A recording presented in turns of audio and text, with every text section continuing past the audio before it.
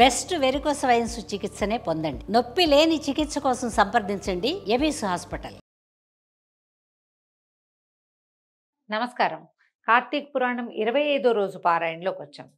ఈ రోజున కార్తీక బహుళ ఏకాదశి, శుక్ల ఏకాదశి చేసుకున్నాం కదా. బహుళ ఏకాదశి నాడు ఈ రోజంతా ఉపవసించి రేపు ఉదయం ద్వాదశి నాడు ద్వాదశి పారాయణ చేసుకోవచ్చు. అయితే ఎవరైతే కార్తీక నక్తాలు ఉంటారో, అంటే ఉదయకాలం అంతా ఉపవాసం ఉండి రాత్రి భోజనం చేసే విధిని నియమంగా పెట్టుకుని ఉంటారో వారికి ఏకాదశి నియమం అంతగా ఉండదట.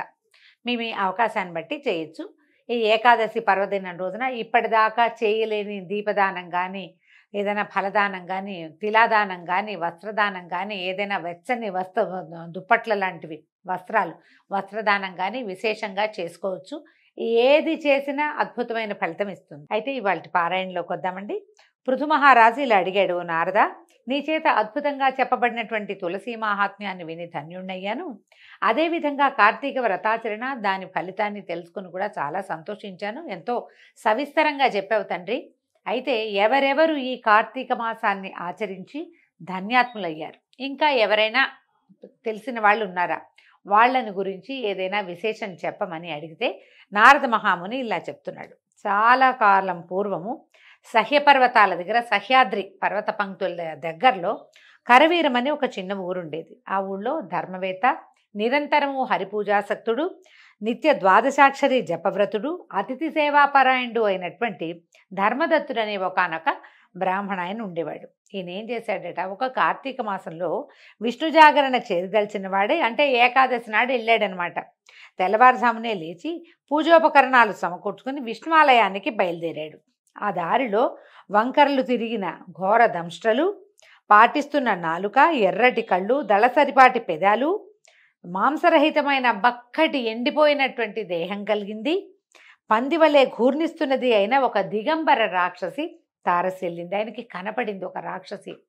ఎండుగా ఉంది, బక్కగా అంటుకుపోయి, డొక్కలు అంటుకుపోయి, నాలిక బయటికి వచ్చి, నాలిక పైకి కిందకి పావు నాలికలాగా కదులుతూ, కళ్ళు మిడిగుడ్లుగా కళ్ళు, ఒంటి మీద వస్త్రాలు లేవు, స్త్రీ శరీరం అని తెలిసేలాగా ఉంది, కానీ ఆ ఎండిపోయినట్టుగా ఉందన్నమాట. చూడ్డానికి భయం వేసేలాగా ఉందట. ఈత పొదలాగా జుట్టు, పళ్ళు కూరలు బయటకు వచ్చేసి కనపడుతున్నాయి.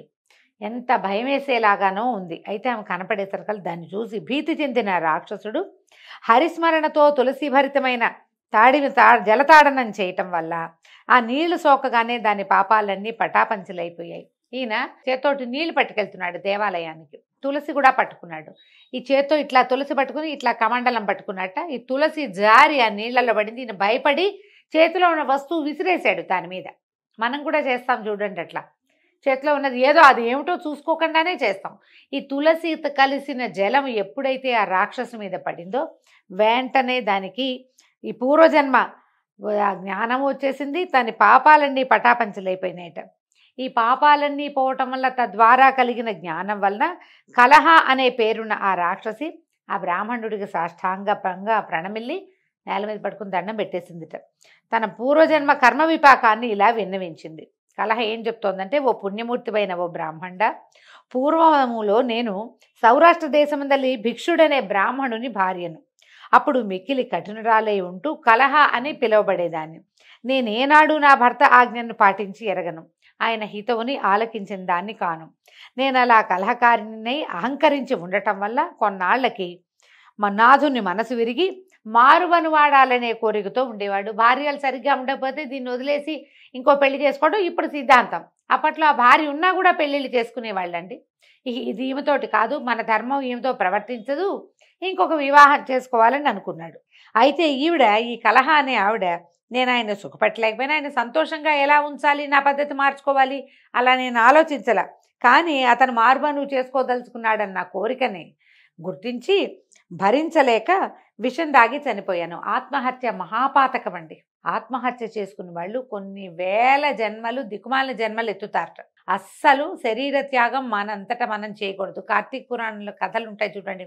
తండ్రి చనిపోయాడు, భర్త చనిపోయాడు, ఆ స్త్రీ ఒక్కతే ఉంది, నేను ఒక్కదాన్నే ఏమవుతాను అని అనుకోలే.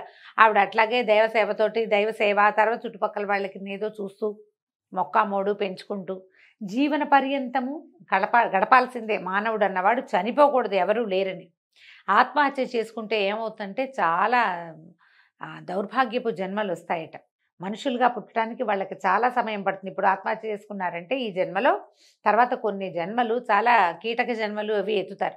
మనుషులుగా జన్మనెత్తినా కూడా వీళ్ళు పాపం అంటే మనకి పురాణాల్లో ఇట్లా చెప్తారండి, అవయవాలు లోపంతో జన్మిస్తారు, అనారోగ్యంతో జన్మిస్తారు, అవన్నీ బాధలు. అందుకని ఎప్పుడు ఆత్మహత్యకి ప్రేరణ మనం ఇది కాకూడదు. ఏదో సమస్య వస్తే దాన్ని తీర్చుకోవడానికి ప్రయత్నం చేయాలి. ఇక్కడ కాకపోతే ఇంకో చోట, ఈ జీవితం కాకపోతే ఇంకో రకమైన జీవితాన్ని మొదలు పెట్టుకోవాలి. కానీ జీవితాన్ని మాత్రం వదిలిపెట్టకూడదండి. ఆ వదిలిన వాళ్ళకి ఇట్లాంటిది వస్తుంది. ఈ భరించలేక భర్త ఇంకో పెళ్లి చేసుకుంటాడు అన్న మాటను భరించలేని ఈ స్త్రీ కలహ అనే ఆవిడ ఆత్మహత్య చేసుకుంది. యమదూతలు ఈవిడ్ని తీసుకెళ్ళట యముడి ముందు నిలబెట్టారు. యముడు చిత్రగుప్తుని చూసి, చిత్రగుప్త, దీని కర్మకాండాలు తెలియజేయి, అవశ్యం అనుభోక్తవ్యం శుభాశుభ కర్మఫలం అన్నారు. శుభాలైన అశుభాలైన అవశ్యము అనుభోక్తవ్యమే, తప్పకుండా కర్మ ఫలితాన్ని అనుభవించి తీరాల్సిందేనని యముడు అనగా చిత్రగుప్తుడు అన్నాడు, ఓ ధర్మరాజా, ఇది ఒక మంచి పని కూడా చేయలేదు. తాను షడ్రసోపేతంగా భోజనం చేసిన తర్వాత కూడా భర్తకి అన్నం పెట్టేది కాదు. మామూలుగా భర్తకే ముందు మగవాళ్ళకి ఎవరు సంపాదన పనిలో వాడికి ముందు మన పద్ధతులండి అవి. మనం అందరం గుర్తుండి ఉంటుంది. నాన్నలకి అన్నం పెట్టాకే అమ్మలు అన్నం తినేవాళ్ళు. పాతకాలం పద్ధతి అది. ఇప్పుడు కూడా అలా పాటించే వాళ్ళు చాలామంది ఉన్నారనుకోండి. అలాంటి వాళ్ళు ఉన్నంతకాలం ఇంకా కలియుగం నడుస్తూ ఉంటుంది మరి. అయితే ఈవిడేం చేసేది, తను భోజనం చేశాక భర్తకి కంచంలో అన్నం పెట్టేది కాదు. అందువల్ల మేక జన్మ ఎత్తి బాధిష్ట అగుగాక. అందువల్ల ఏమిటి, ఈవిడ ఈ పని చేసింది కాబట్టి మేక జన్మలు ఎత్తాలంటే మన భూలోకంలో ఉన్న మేకలన్నీ మొగుడికి అన్నం పెట్టకుండా తాము తినేసిన వాళ్ళే మేకలయ్యారనమాట. నిత్యము భర్తతో కలహించి అతని మనసుకి బాధ కలిగించినందుకు గాను పురుగై పుట్టుగాక. వండిన వంటను తానొక్కతే తిరిన పాపానికి పిల్లిగా పుట్టి తన పిల్లలను తనే తినుగాక. భర్తృద్వేషిణి అయి ఆత్మహత్య చేసుకున్నందుకు వలన నిందితమైన అత్యంత నిందితమైన ప్రేత శరీరాన్ని పొందుగాక.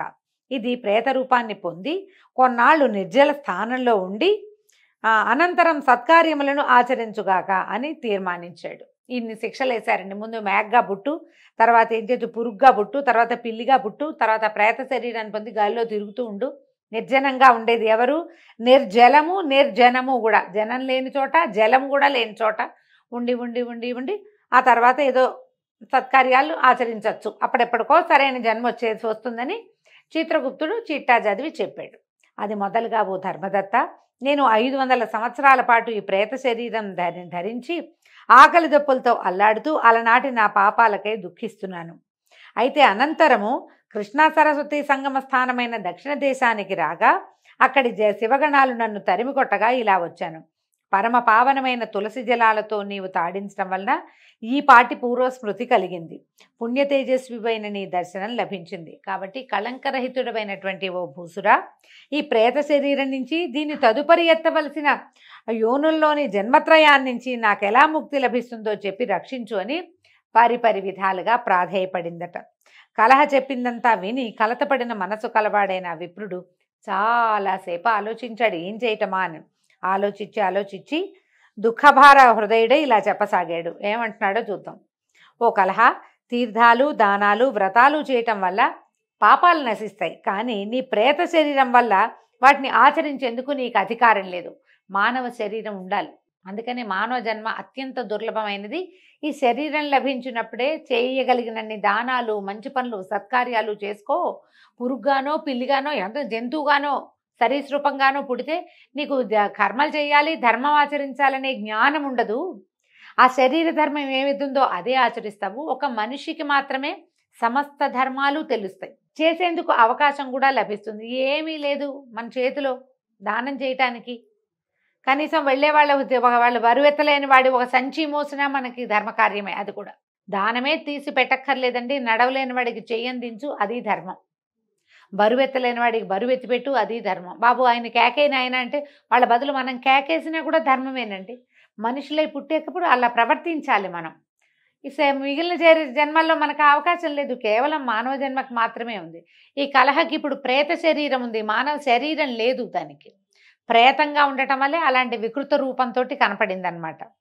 ఇది అదీగాక 3 యోనుల్లోనూ 3 జన్మల్లో అనుభవించవలసిన కర్మ పరిపాకం అతి స్వల్ప పుణ్యంతో తీరదు. అందువలన నేను పుట్టి బుద్ధెరిగిన నాటి నుంచి ఆచరిస్తున్న కార్తీక వ్రత పుణ్యంలో సగభాగాన్ని నీకు ధారపోస్తాను. తద్వారా నీవు తరించి ముక్తిని పొందు అని చెప్పి తన దగ్గరున్న కార్తీక వ్రతం తాలూకు కర్మల ఆ ధర్మ పుణ్యబలాన్ని దీనికి ఇచ్చేస్తానంటున్నాడు. ఇది కూడా ఎంత గొప్ప విషయం అండి. ఎవరైనా చేస్తారు ఇట్లాంటి పని? ఈయన చేయడానికి ఒప్పుకున్నాడు. తనంతట తనే ఆఫర్ చేశాడు, తీసుకోమ్మా అని. ఏం చేశాడట? ద్వాదశాక్షరీ మంత్రయుక్తంగా తులసి తోయాలతో ఆమెను అభిషేకించి కార్తీక వ్రత పుణ్యాన్ని ధారపోశాడు. ఉత్తర క్షణంలోనే కలహ ప్రేత శరీరాన్ని విడిచి దివ్య రూపిణి అయి అగ్నిశిఖవలే లక్ష్మీ కళతోటి ప్రకాశించింది. అమితానందంతో ఆమె ధర్మదత్తునికి కృతజ్ఞతలు చెప్పుకుంటూ ఉండగానే విష్ణు స్వరూపులైన పార్షదులు ఆకాశం నుంచి విమానంతో సహా వచ్చారు. వారిలో పుణ్యశీల సుశీల అనేటువంటి ద్వారపాలకుల చేత కలహ విమానమందు ఆసీనగా చేయబడి అప్సరోగణాల చేత సేవించబడసాగింది. ఆ విమానాన్ని చూస్తూనే అందులోని విష్ణుగణాలకి సాష్టాంగపడ్డాడు ధర్మదత్తుడు. సుశీల పుణ్యశీలులు ఇద్దరూ అతన్ని లేవదీసి అతనికి సంతోషం కలిగించేలాగా ఇలా చెప్పారట. ఓ విష్ణుభక్త, దీనులయందు దయాబుద్ధి కలవాడవు, ధర్మవిధుడవు, విష్ణుభక్తుడవు అయినటువంటి నీవు అత్యంత యోగ్యుడవు. లోకోత్తరమైన కార్తీక వ్రత పుణ్యాన్ని ఒక దీనురాలి కోసం త్యాగం చేయటం వల్ల నీ 100 జన్మల్లోని సమస్తమైన పాపాలు యావత్తూ సర్వనాశనమైపోయాయి. ఈమె పూర్వసంచితమంతా నీచే చేయించబడిన స్నాన ఫలం వల్ల తొలగిపోయింది. విష్ణు జాగరణ ఫలంగా విమానం తేబడింది. నీవు ఆమెకు అర్పించినటువంటి దీపదాన పుణ్యం వల్ల తేజరూపాన్ని, తులసీ పూజాదుల వలన విష్ణు సాన్నిధ్యాన్ని ఆమె పొందబోతోంది. ఓ పవిత్ర చరిత్రుడా, మానవులకు మాధవ సేవ వల్ల కలుగని మనోవాంఛితమంటూ ఏదీ లేదు. విష్ణు ధ్యాన తత్పరుడైన నీవు 2 భార్యలతో నువ్వు కలిసి అనేక వేల సంవత్సరాల పాటు విష్ణు సాన్నిధ్యంలో వినోదించగలవు. సంతోషపెట్టారు. విష్ణు సాన్నిధ్య సుఖం, విష్ణు సాయుధ్యం నీకు లభిస్తుంది అని చెప్పి ఆయన్ని సంతోషపెట్టి ఇంకా చెప్తున్నారు. ఓ ధర్మదత్తుడా, వైకుంఠంలో నీ పుణ్యఫలానుభవం తర్వాత తిరిగి నువ్వు భూలోకంలోని సూర్యవంశంలో దశరథుడనే మహారాజుగా పుడతావు. ఈ జన్మలో నీకు భార్యలుగా ఉన్న 2 కూడా నీ యొక్క పుణ్యవశం చేత నీకు మళ్ళీ భార్యలుగా పుడతారు. ఇప్పుడు నీ చేత పుణ్యాభిషిక్త అయిన ఈ కలహయే నీకు ఆ జన్మలో 3వ భార్యగా పరిణమిస్తుంది. దివ్య కార్యార్థయై భూమిని అవతరించున్న విష్ణువు రేపొద్దున పుట్టబోతున్నాడు విష్ణుమూర్తి. ఆయన ఆ పుట్టుకలో నీ కుమారుడుగా జన్మిస్తాడు. ఓ ధాత్రి సురవరేణ్య, విష్ణువునకు అత్యంత ప్రీతికరమైన ఈ కార్తీక వ్రతంతో సమానమైన యజ్ఞ యాగాదులు కానీ దాన తీర్థాదులు కానీ ఏమీ లేవని తెలుసుకో. అంతటి మహోత్కృష్టమైనది, నీచే ఆచరింపబడినది ఈ కార్తీక వ్రతంలోని సగభాగపు పుణ్యానికే ఈ స్త్రీ విష్ణులోకాన్ని పొందుతోంది. ఆమెను ఉద్ధరించాలనే నీ సంకల్పం నెరవేరింది కనుక నువ్వేమి దిగులు పడకనైనా, ఈవిడ ఉద్ధరించబడింది. తదుపరి జన్మలో ఇంకా కొంతకాలం, అంటే ఇక్కడ మొత్తం వీళ్ళు పుణ్యబలం అంతా అయ్యాక మళ్ళీ భూమి మీద పుడతారు. మనమంతా కూడా అట్లాగే పుడతామట. నువ్వేమో దశరథుడిగా పుడతావు.